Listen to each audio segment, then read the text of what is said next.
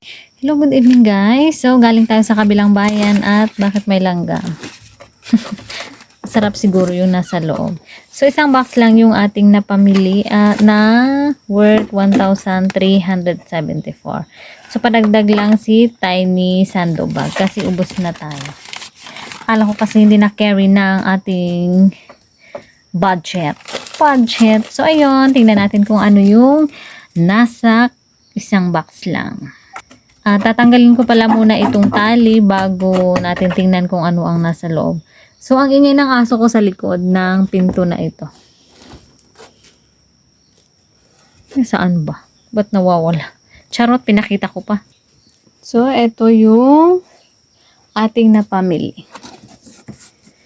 Yung chichirya yung mga nasa loob. So, tingnan natin kung ilan yung piraso. So, 28 lang pala yung nakuha kong chichirya.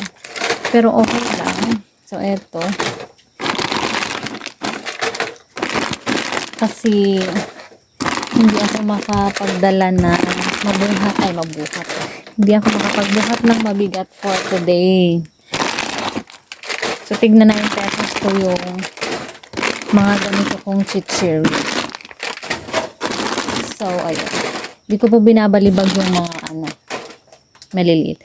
So, kumuha ako din ng 5 ganito. Kasi ito yung hinahanap kesa doon sa mga ibang malalaking chichirya. So, si Mang Juan ang ating napagbuntunan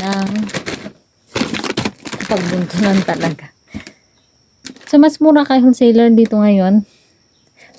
Mas mura sa bayan. Kasi yung isang box na ganito is, ang pamasahe is 20 pesos. So, bali 90 pesos po yung ating pamasahe papunta dito. Yung papunta is 70 din, pabalik is 70 din, o diba? 70 plus 20 kasi may isang box.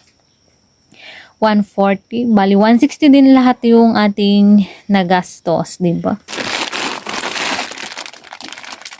Tapos eto, hindi ko alam kung magkano ang benta ko dito sa flavored bubblegum.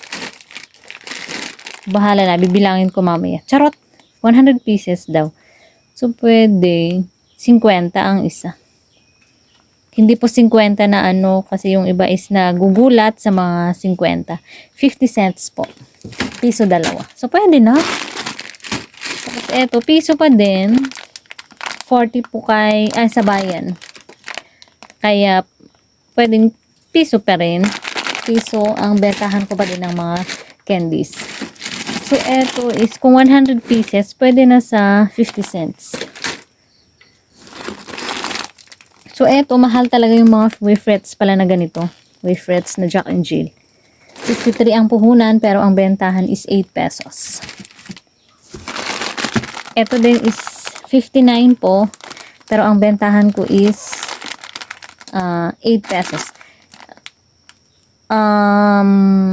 Dito kasi sa mga wholesaler dito is naglalaro na siya ng 63 to 65 po ang isang balot. Depende po. Tapos eto sa bayan is 75. Pero sa mga wholesaler dito is 80. 75 din to. So yung nakalimutan kong dinagdagang kumuha ng ganito. Mga chocolate kasi paborito ng mga bata ang chocolate. So susunod na lang kasi pupunta pa naman tayo doon. Charot!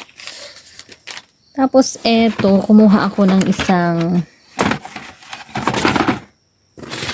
set ng toothbrush kasi isang piraso na lang yung natitira na kulay red. 17 po ang isang puhunan. 17 po ang puhunan. So, si surf powder is 7 pesos. So, kumuha tayo ng 1 dozen lang kasi ayoko ng mabigat talaga. So, ito, 1 dozen. 7 pesos po ang puhunan. Ang magiging bentahan is 10 pesos po. So, mas maganda sa bayan, di ba guys? Ang problema lang is yung magbubuhat, tapos yung pamasahe. Tapos si Sunsilk. Si Sunsilk is 80 ang 1 dozen. So, pumapatak na 6 point something yung puhunan. Ang magiging bentahan is 8 pesos pa din. Ang mahal lang talaga is si Cream Silk. si Clearman at saka si Head and Shoulders. So, ang pinakamamahal ng lahat talaga, ang pinakamamahal ng mga bata is itong cola.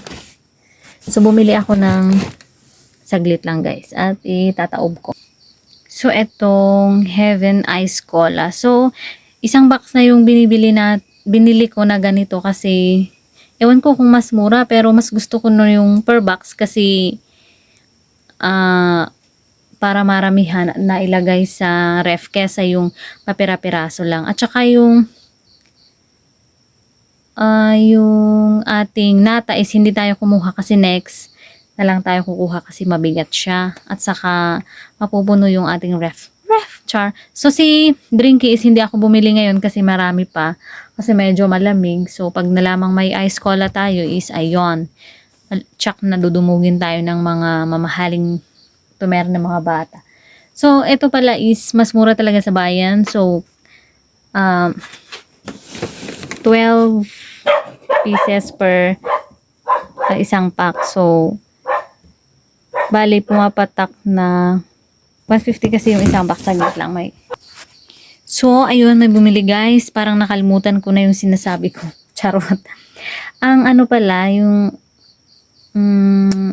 kasi may bumili po, hindi ko na alam kung ano yung sinasabi ko. Charot. So ang isang box nito sa bayan is 150. So pumapatak na ang isang plastic, yung 12 pieces daw sa isang pack is 12.50. So 12.50, ang bentahan ni wholesaler dito is 15 po ang isang balot. So may 250 tayo sa isang isang balot dito. So 12.50 o may 250, 250 times 12, so may 30 pesos. Tama ba? Parang magaling ako sa math ngayon. Charot!